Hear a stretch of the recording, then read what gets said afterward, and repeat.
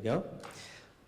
I'm Michael from Budge Studios in Montreal. We started the company in 2010 when the iPad was first coming out, and like so many of us here today, we also wanted to take advantage and leverage the wonderful new technology to bring real-world experiences like toys, books, and games, and make apps for our kids. Those were our kids.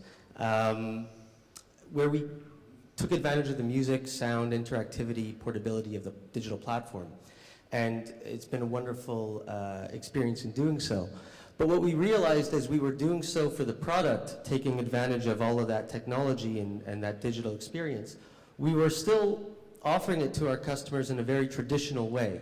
They were browsing the App Store much like a traditional aisle at a toy store or video game store, looking at the box art or the screenshots, looking at reviews, word of mouth, looking at the price and the brand, and ultimately making a decision that hopefully our customers were happy with, that they got what they paid for and they saw value in what it cost them.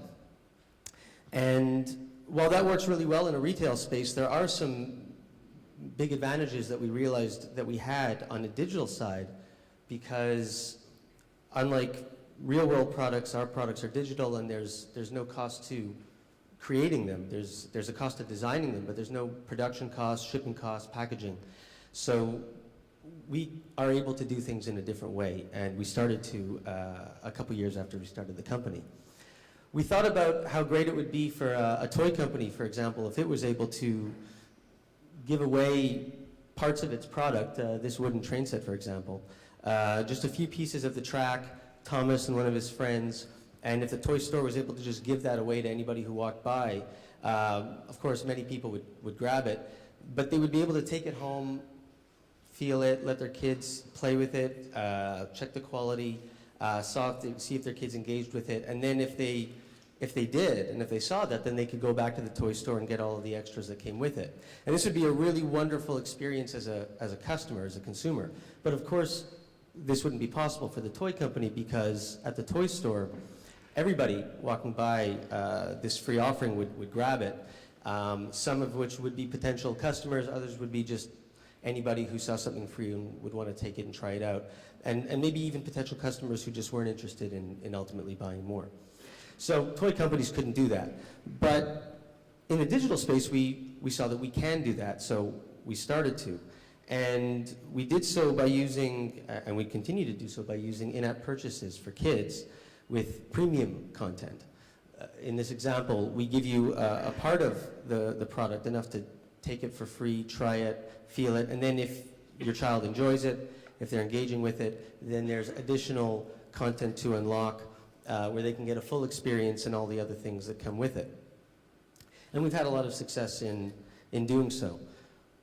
When I mention in-app purchases for kids and freemium, as was mentioned in the App Annie presentation, we immediately think of some much more negative things, because in-app purchases or freemium can also imply consumable purchases or apps that offer currency and aren't in the kids category, and we've heard about stories of kids spending thousands of dollars on their parents' credit card without the parents knowing about it. And that's absolutely not what I'm referring to. I'm referring to the in-app purchase of entitlements, where you can unlock something once and keep it forever. There's a cap to how much you can spend. We always offer only the ability to just buy the full thing in one shot. Of course, it's gated, and we avoid accidental purchases.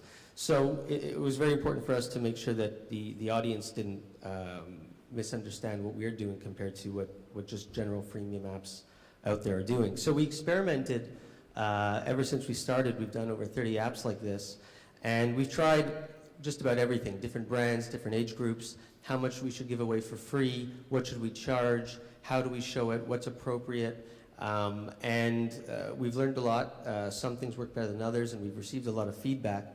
We test every app as much as we can, not only in our studios, in our playgroup live, but also recently using the new test flight program from Apple. We're able to test with thousands and thousands of kids and families who have signed up all over the world, and they send us their feedback and tell us how much of the experience they want to get to fully appreciate it and make the decision as to whether they want to unlock everything. Obviously, as we saw with App Annie a few years ago, most apps in the top grossing kids space were still paid apps, but today, of course, when you look at the top grossing kids category, it's all free apps, but they're not the freemium apps of currency and coins. They are all free to try, and then ultimately can be added with either premium content like we do or a subscription. And you know, the audience is telling us that they like this ability to try something before they buy it. We've also learned that it doesn't necessarily work, our model anyways, with every type of age category or demographic. It works very well for us in preschool, where parents are making the decision. In the older kids, we saw in the App Annie presentation that 9 to 11 doesn't work as well in freemium. And the reason for that is that those apps are in the kids category, but many 9 to 11-year-olds are playing apps that aren't in the kids category. And those kids are really used to those currency games or seeing third-party advertising. So when they get an app like ours where they get to try it and then they're asked to unlock it, they just want to sort of play it for free and see ads or buy coins, and that's just not what we're all about and what we're offering. So our model is really much more focused on young kids and their parents who can unlock it, and on also creativity apps where you get a certain amount of content to make something, and then kids and families are happy to unlock additional tools to create even more fun stuff. I missed a slide. Doesn't matter.